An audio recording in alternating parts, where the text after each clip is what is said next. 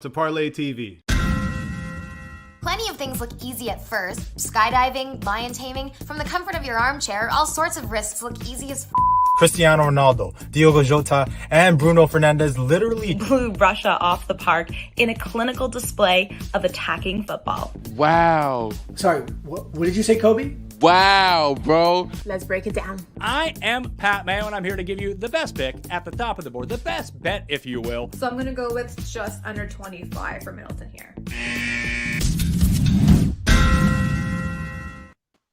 Hello, guys. How's it going? What's up? I think better than you. Come on.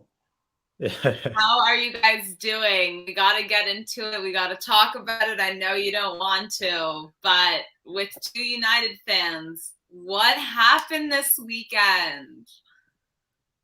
Michael, what's with you? No one wants to answer it. Oh my gosh, it's just pain. I mean, Jelani, I think you'll agree with me here. Like we saw this coming.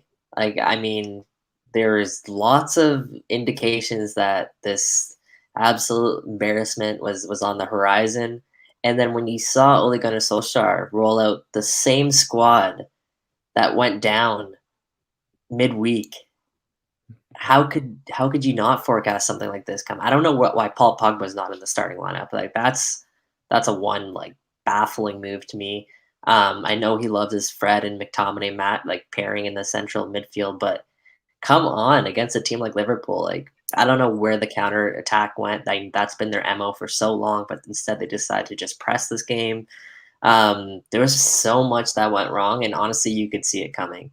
Unfortunately, I think the one biggest difference was that Bruno Fernandes miss right at the start of the match. I think if they got that goal, this might have been a more confident United side. Liverpool might have been shaken a little bit, but Bruno could not find the target, and a few minutes later they come down, and of course Liverpool gets the opening goal. So, there's a lot that went wrong during that match, and I tried to wipe it from my memory as best as possible. But Jelani, come on, talk to me. What are your thoughts here, man? Yeah, man. I agree with what you said initially about Bruno's miss. But yeah, it was just overall a shapeless, poor performance. Like, I can't remember the last time we looked that bad out there, and especially at home. Like, we never seen a first half like that in history. It was a bad performance from the get-go, and we saw a lot of frustration out there. I think that's really what was the name of the game. When that set in, when the frustration set in, we saw guys like Ronaldo. I think he should have got sent off for what he did late, and then Pogba, it was just an avalanche of things going wrong. And honestly, I'm getting a bit tired now. I don't know how much longer I can really defend Solskjaer. I have been on his side for the better part of 2-3 years now, 2.5 years. But as time moves on, I'm like, okay, what's really going on here? Because there are so many clubs out there that would love to have what we have in terms of talent, in terms of roster construction, but we have it. And again, the questions are, can we actually do something with it? I wasn't going into this match thinking that it was going to be a 5-0 blowout. I thought we'd actually put up a fight, but we saw what happened. We saw Salah. I mean, what can you say about that guy? He's playing tremendous football right now. I got to give him credit. I mean, what I have to see, though, is a win. We need to get back in the win column. We haven't won a league match in a while. September 19th was the last time we won a league match. So we're playing Spurs, right? We have Champions League looming. We have Atalanta. We have to win that. They almost beat us, right? We shouldn't have even won that one. And then we have City after that. So when we're looking forward, when we're moving forward, how will we come up? Will we come up big? Will we come up small? Because again, this extends our winless run right now in the league, right, to 4 games. And that's unacceptable, to be honest with you. And we see the league leaders, Chelsea, and guys up there, we need to catch up right now, right? So we're at 14 points. Hopefully we could get more moving forward. But yeah, it's not really looking good right now. I was so depressed. I was upset seeing all the fans walk out of Trafford. It was a tough watch. Yeah, the 60th minute when the piles of them just left, like that to me was awful to see. Just they were miserable. But it's funny. I think Michael, you brought up Pogba as well. First of all, absolutely he should be starting with like the way he's playing, especially like what we've seen him do for France as of late. But when he got red carded, I don't know if this was just me, but he almost looked like he was like, you know what? I'm okay with it. I'm getting off the pitch. Like he was like, I don't give any damn whatsoever.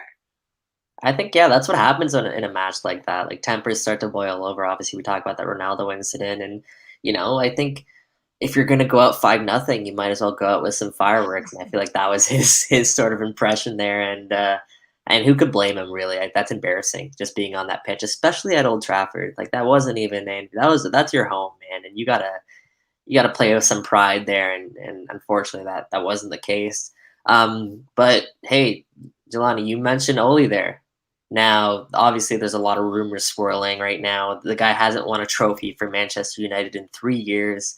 So if there is one manager to replace him, who do you think is best? Would it be Brendan Rodgers, Zinedine Zidane, Antonio Conte, or Eric Ten Hag of Ajax? Who would best solve Man United's problems? I guess, Jelani, we'll start with you there. Yeah, I'm looking at Conte. I know the rumors are really, really buzzing right now, and it's a real possibility right now that we're seeing.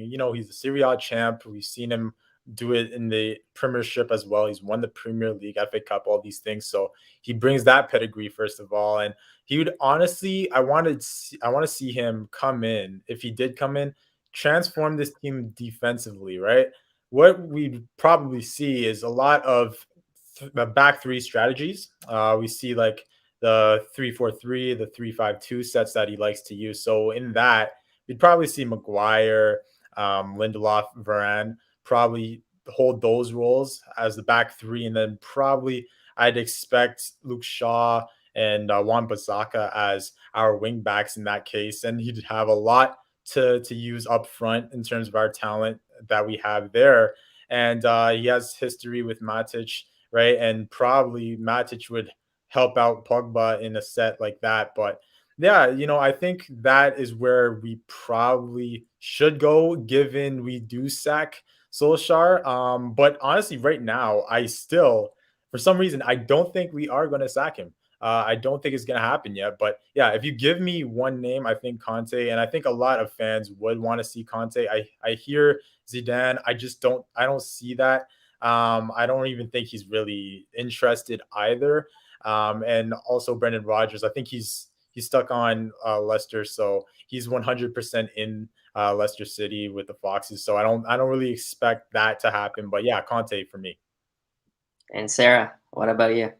You know what? I'm a little bit surprised that Jelani ended it like that with Zizou, because for me, you guys want Zizou 100%. Like, this is your guy. This is your coach for sure. I don't know, but I've heard Ronaldo has been trying to get him to come. Their relationship is immaculate. And especially with Ronaldo's leadership and that team, you want somebody that's going to work well with him too. And Zizou has been going back to Real when they were in a terrible spot too. He knows how to deal with teams when they're not in great positions, where I see that being an issue with Conte.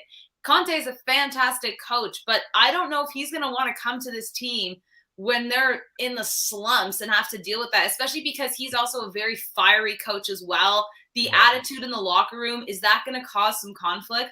I think, yeah, Brendan Rodgers, I don't even see him on the table right now, because like Jelani, you said, he's doing great with Leicester. He seems to be staying and fitted there. But I think if you guys could get anyone, I think Zizou would be the coach for you guys. I'm actually with you there, Sarah.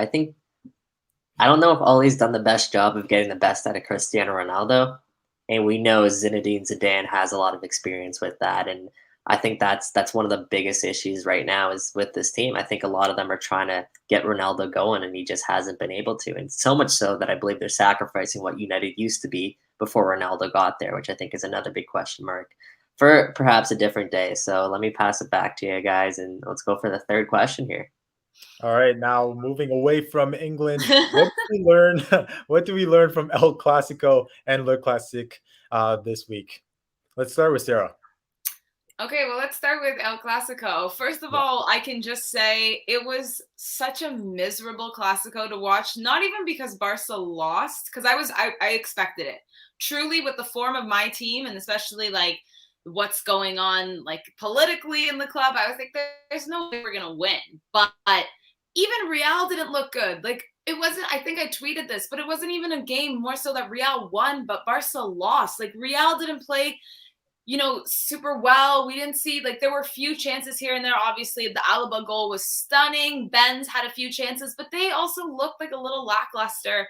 And Barca were just like, I don't know, exhausted, not motivated. They had no spark to them as per usual. We didn't start Coutinho. We didn't start Agüero. So all I learned is that, we pretty much are relying on the old guys and the big guys. We were throwing PK up into the penalty box every chance we could, and he was taking more strikes than Memphis Depay. Like, we're relying on Sergio Busquets and Jordi Alba to make all those crosses. Like, it was just, it's nice to see these guys are still, 100% for their team, but it was so miserable just to be like, oh, seriously, these guys are like, 33, 34, 35, 36. Like, how, like, what's going on? So I mean, it kind of just shows like it's still, Coleman's not meshing. The lineup was this, like, Serginho Dest was playing up front on the left or on the right. Sorry. What like, I saw the lineup and I was just like, yeah, let's just put the defenders up there at this point. I'm not bothered. Like, it was so confusing. Yeah, I'll chime in quickly. Yeah, I'm with you there. I don't think we learned really anything from that match. I think that's what the case has been this entire season. It's been Barcelona, who are in 10th place in La Liga. That's probably where they deserve to be right now, and I think this match kind of showed that too. I think Real Madrid has a better shot of winning the league this year, which, I mean, is no surprise to anybody based on the way the seasons have gone. And they came away with the 3 points in a way that, perhaps they're not going to be too happy about. But at the end of the day, they came away with 3 points. So in terms of that match, I don't think we learned too much. Le Classique, if I'm pronouncing that right, Yep. that was such a dull match. Wow, That was such terrible. But PSG doesn't drop points very often. So I think what it did show is that even, PSG is going to be going for the Champions League this year, but even on, some of their days where these big matches do come up, they're not invincible, as, they've probably shown so far early on. So I think, anything can happen in terms of their run down the stretch. Like, they have to be on for every game. And if they're not, then they could be punished, even to a team like Marseille. What do you think, Sarah?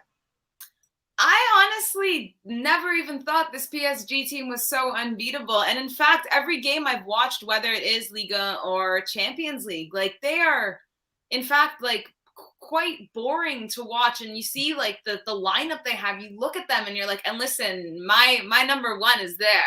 I hope the best for him, but I'm looking at this and the team doesn't mesh. There's no communication. It seems like they play really bad football, to be honest. Like, it's poor, it's boring, it's, and give credit to where credit's due, man. Marseille had a much better game than PSG, and Marseille's fans, guys, like, what a stadium to play in. These guys had to protect, Messi and Neymar when they were taking their corners. So respect that team and their fans. But I don't know. PSG to me is just showing that they started off well in Ligue 1, but what does that mean? It's Ligue 1. Like, this to me is not, like, it doesn't mean anything. And I honestly, like, if they draw points anywhere, I could easily see them not winning this league, because there are much better teams like, Marseille or Lille or even Lyon. Like, I don't see much happening with these guys. You think they're better?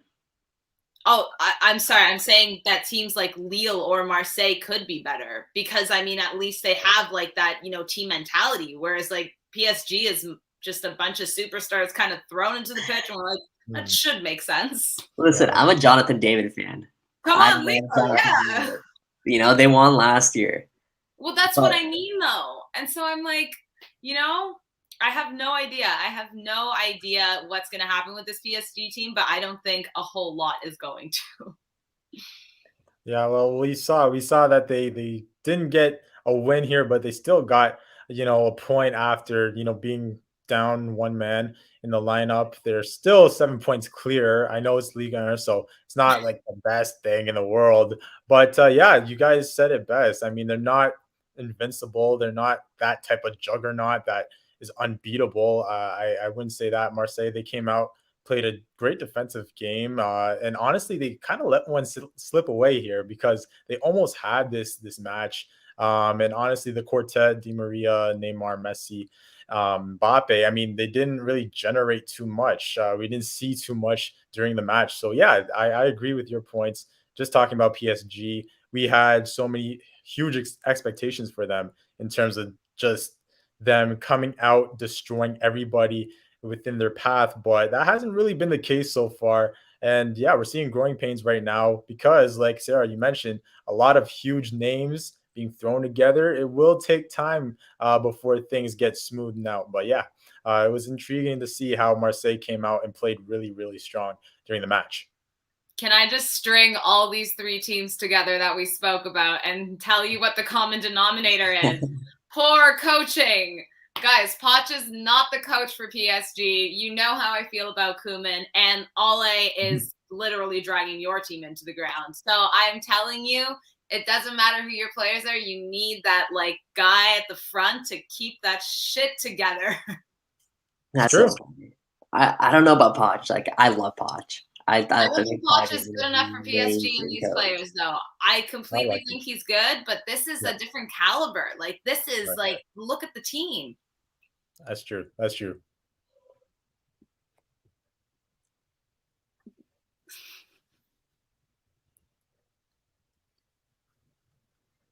Well, we're out of questions.